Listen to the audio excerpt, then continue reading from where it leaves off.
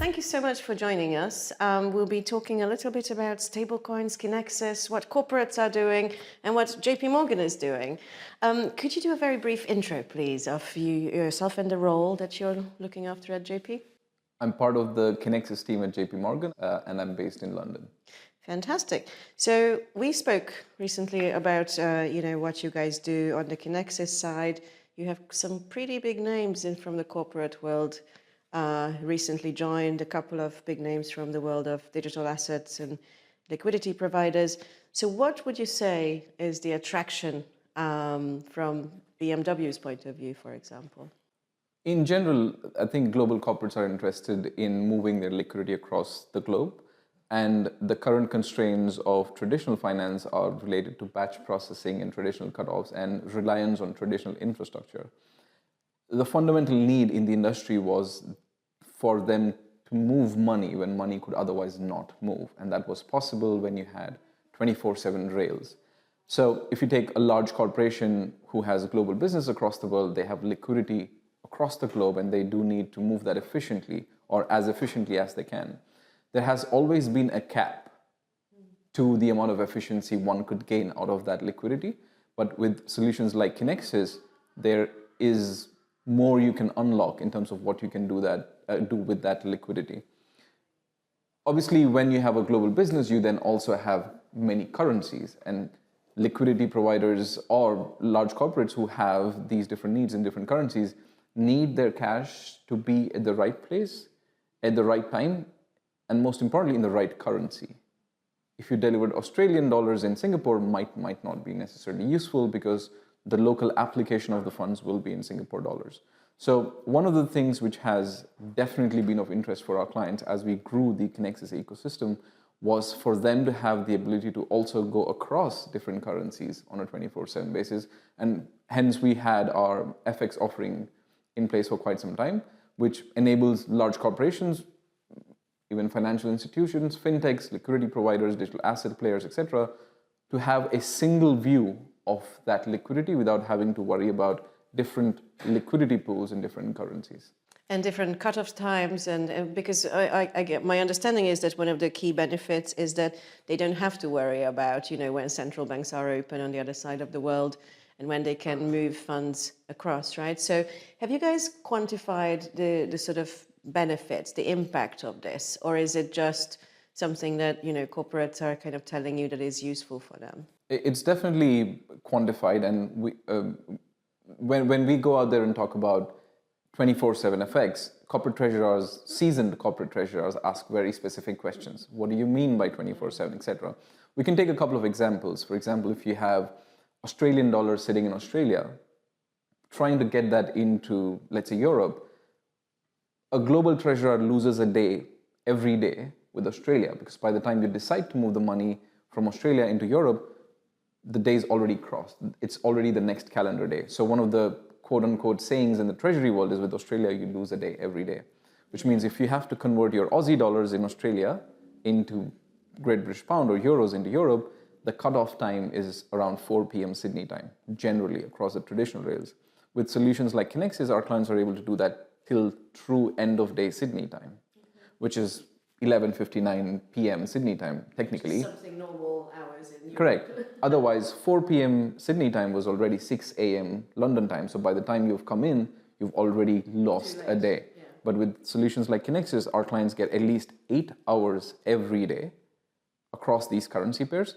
And with currencies like JPY, which is on our immediate roadmap, it's even more tricky to have that fungibility. So if you went to a corporate treasurer or anybody who manages money globally, and we've said you get 8 hours back every day, that's almost a 30% efficiencies because you got 24 hours a day. Yeah. So that's one of the ways of looking at it. It's not just in a given business day, it's also on currency holidays. Okay. For example, you have a US dollar holiday on the 16th of February, which was a US dollar holiday, which means dollars do not move that day. But what if you had an Australian dollar requirement in Australia, but you're long dollars, you have excess dollars? Because it's a US dollar holiday, you cannot convert those US dollars into Aussie dollars. So the need was not in US dollars, but it was in Australian dollars. So just giving you some context that having the ability to go across currencies 24/7 helps corporate global corporates during the same day because you could do more on the same day, but it also helps cut across any banking holidays or currency holidays on either side.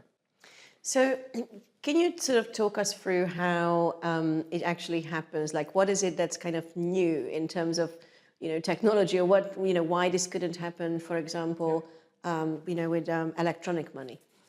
Absolutely. And I think one of the fundamental, and this goes, money movement is more ideological these days. Everybody has their own definition of money. But one of the biggest challenges of money movement has been that the messaging of a cross-border payment and the actual movement of the cross-border payment happens separately. So the messaging networks, the traditional SWIFT-like infrastructures would carry the message, but the actual money would go through a series of banks. And even if you had one stop across that chain, the messages instantly arrive because you can message anybody anytime, but the money movement doesn't exist because each of these hops, if you were to call them, went through traditional ledgers. And now traditional ledgers, correspondent banking system through the traditional ledgers, and each of these traditional ledgers has their own cutoff time. So you got to wait till the next hop is actually open. With Kinexys-like infrastructure or blockchain-like infrastructures, the messaging and the money move at the same time on a ledger which is always on. So all you needed was an always on infrastructure which could carry the messaging or the information of the payment and the money itself at the same time. So do you guys basically it's JP who's making sure that the traditional, that the interoperability between the digital rails and the traditional rails exists, right? Correct. So the way we kind of crack that code is instead of creating a new form of money, which is a bit tricky for our institutional clients to touch and feel because they're not really comfortable with something like a stablecoin yet, because then they need to figure out what's the accounting treatment, how do I get an interest on that, who's the issuer, what's the risk, etc. We've kind of rewired it with the technology sitting on our side, but making the behavior as close to the traditional side as possible. So we've kind of moved $3 trillion till date via the Kinexys network. And most of that, if not all of that, has been through bank accounts. So what we did was, instead of putting a new form of money on the blockchain, we put a bank account on the blockchain. So from their perspective, it's the same regulations, legal nuances, except for the fact that it now sits on a faster rail. So that behavior change was easy for us to flip because they were still comfortable with the bank account and they were not yet comfortable in touching a new form of money. So you haven't gone fully kind of wallet-based, right, into the kind of digital asset world. It's still account-based. They don't have to kind of manage their own wallet and worry about custody and all those things that you mentioned. Well, we have taken that approach as well, but that's why I think one of our key focus areas is to keep listening to our clients very keenly. And most of the clients, at least in the traditional world, the digital asset world is evolving quite a bit. Wallet, yeah. But the traditional large corporations, some of the large banks, some fintechs, all they need is for their money to move from one side of the world to the other instantly. They're kind of agnostic as to how that happens, as long as it's within the realms of their comfort zone in terms of legal nuances. But we do acknowledge the fact that there is a world on public blockchain, which is emerging, which is already picking up a lot of momentum. And hence we launched our deposit token offering very recently. So we do have different approaches. We have an account-based approach where we don't necessarily think that the client of ours needs to be on a wallet-based infrastructure because all they care about is getting funds from Singapore to, let's say, Luxembourg, for example. But there are an increasing set of clients who do want to be on public blockchain, trade between wallets, be a part of the crypto ecosystem, etc. To the extent our risk appetite allows, we do support that, but with our deposit token offering, where, again, it's an interesting, and kudos to our amazing product partners who kind of come up with these great ideas, we converted the deposits into a token. So we as long as you're playing around with deposits or bank accounts, in general, people understand that, treasuries understand that. Same concept, right? If you change the form in which they exist, they're still okay, as long as it's a technology tweak to what they've been doing. So the bank accounts, we put them on a blockchain, so they're still blockchain deposit accounts. The deposits, we kind of minted into convert them into deposit tokens. So they're still deposits, but on the public blockchain. So just going back to your question, we do have both approaches, but I think it's our responsibility to keenly listen to our clients and kind of provide them the best fit versus getting carried away with This what's is the right happening. way. Yes. Yeah. So we do integrate all of these into our traditional rails as well. And I guess you must be seeing sort of for the two different offerings, you've got different client sets, right? Like you mentioned, right? So you've got your corporates and then you've got some fintechs who are sort of thinking differently. Do you see sort of more appetite from one side or the other? Or do you sort of feel that it's all just converging into this kind of closer, this space between those two separate worlds? We've usually seen interest from quote unquote money movers. That's a very loose term, but for institutions or businesses where moving money is the business itself, where the money is the raw material for their business, unlike an auto manufacturer where they manufacture cars and then move money because they did business. In some instances, like the fintechs or the PSPs or the liquidity providers, the banks themselves, the faster and the more efficient they move the money, the better their business is. So we've kind of seen the use cases gravitating more towards the money mover. So that could include global remittance companies who are moving money across the world, or it could be a B2B payments company, or it could be a merchant acquiring company, or it could be somebody in the digital asset space. As long as your business involves being efficient with your capital and moving money on a 24/7 basis, that's where we're seeing a lot of interest. So a significant amount of the volumes which go through our network is via the banks and the fintechs or the payment service providers. And we are seeing an increasing trend on the digital asset space, the digital asset players who are involved in that chain of money movement on the blockchain. Those institutions are increasingly coming up. The corporate space is slow and steady. That growth exists. There is adoption, but that's not as accelerated. Especially in the last 6 months, we are seeing a very significant interest from the corporate side, but at a board level, saying we want to future-proof our treasury, but they're not in a rush. But the money movers, again, I loosely use that term, they are definitely excited to increase the adoption. Who have already started the adoption, they want to increase the adoption. Who haven't, they want to start the adoption ASAP. So there's a significant interest, urgency on that side of the business. So interesting, isn't it? But I guess on the corporate side, and corporates are not in the business of being exciting and, like doing new things all the time, right? They have businesses to do. So I guess the big names, the big companies, your BMWs and those kind of guys are leading the way before it kind of spreads down, right? So let's talk a little bit about how this relates to foreign exchange. Do those guys essentially stop doing FX? Is this a threat for the traditional foreign exchange industry? The way we've seen FX pan out is in conjunction with our existing FX offering. So none of what we do in Kinexys is isolated to the traditional world. It ties seamlessly in a few ways.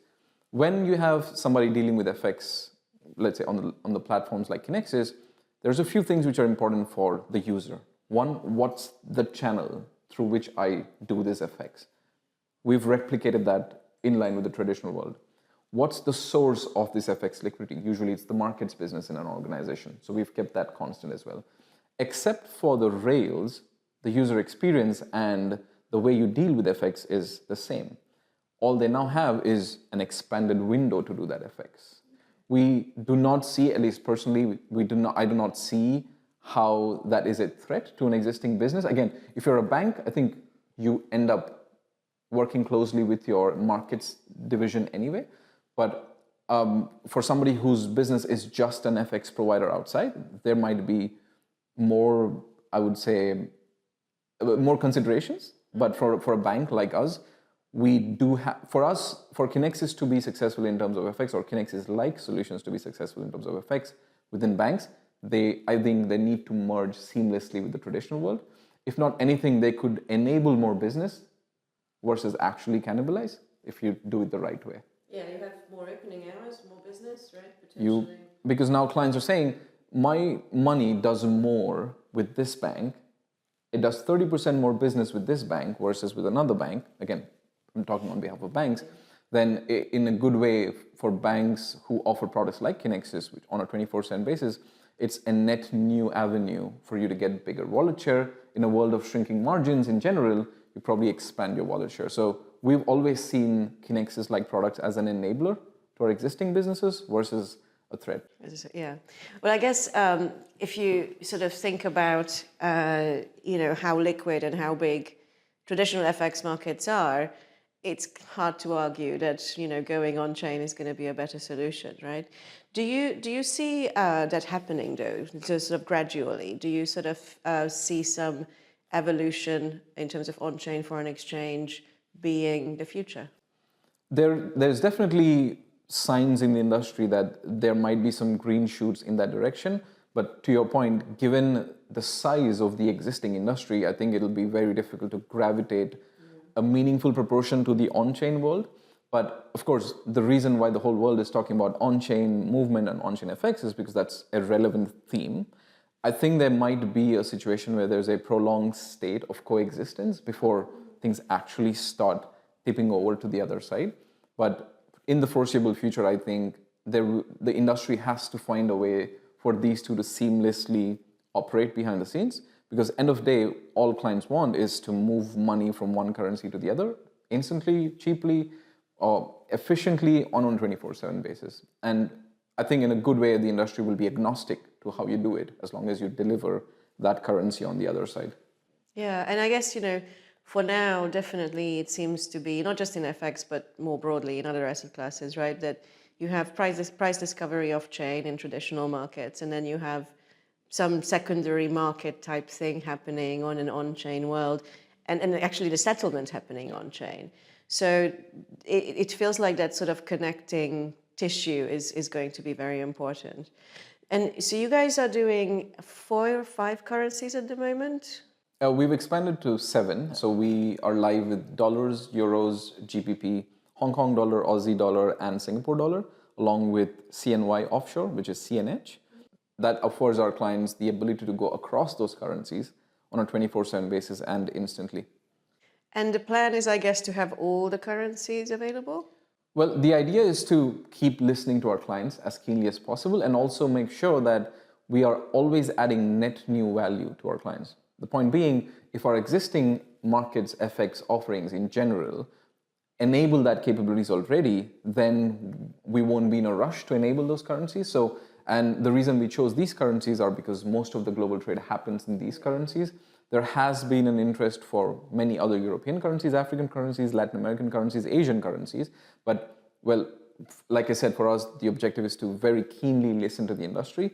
For now, what we've heard is these currencies are good enough. And then depending on the market demand, depending on the resourcing we have and various other considerations, we will definitely look to make it as a seamless offering to our clients, whether it's through Kinexys or through our traditional offerings. All we care about is whether a client who uses JP Morgan payments or JP Morgan in general is able to access FX liquidity as efficiently as they can, whether it's Kinexys or traditional businesses. I mean, we are agnostic to that in a good way. Yeah, it doesn't matter as long as you're doing some business, hopefully, one way or another. The right kind of business, good business. Yeah. Okay. Are there any kind of risks that you guys think about or worry about, or maybe the clients kind of have concerns about? If you lose your sight on not listening to the clients or not having a tab on the industry, there's a risk. But fortunately, we do both very keenly, intentionally. There are some risks which our clients perceive in terms of regulatory risks, accounting risks, etc., and that we obviously work closely with our clients with. In terms of broader macro risks, I think it's an evolving space. There doesn't go a day past where you do not see a major announcement in this space. So our leadership is very clear on one fact, that we do not ever be complacent with our position. Unfortunately, we do have a strong position in the blockchain world today, but our objective is to continue that with focus on what our clients need. Again, I keep saying that because it's the most important thing. We can build things in isolation, but if they don't apply in the real world, it's not the best use of anybody's time.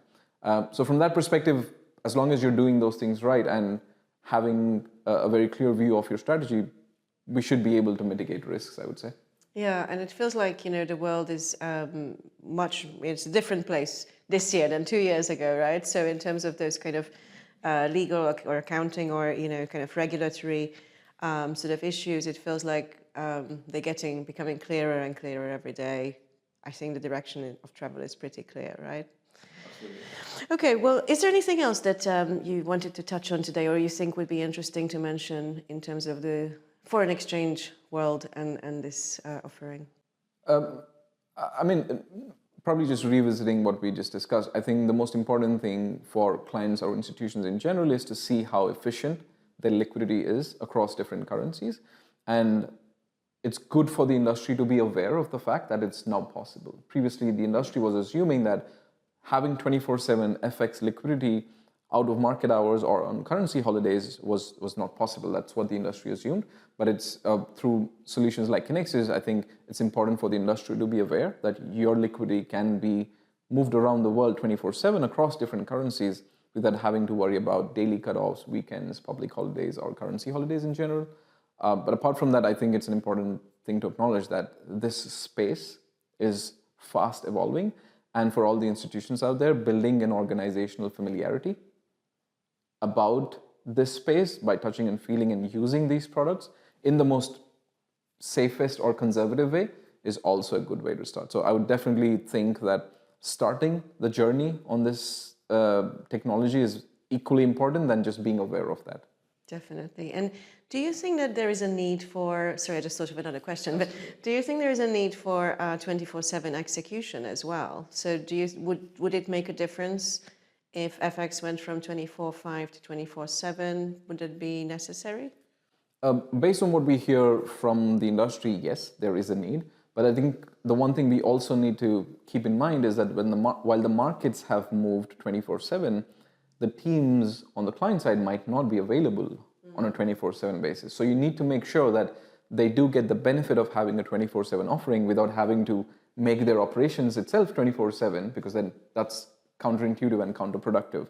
So we did, obviously, for a long time, we've had programmable payments where you can automate those instructions as well. So you can set up rules saying, at this time, out of market hours, if I have a shortage of liquidity in a specific market, you can auto convert the FX at a specific spread. So that's definitely available. In terms of 24/7, it's also important to understand, are you processing or booking a transaction 24/7? Or are you also settling the transaction 24/7? What we're talking about with Kinexys-like solutions is the ability to settle and actually get the other currency in less than 2 minutes on the other side.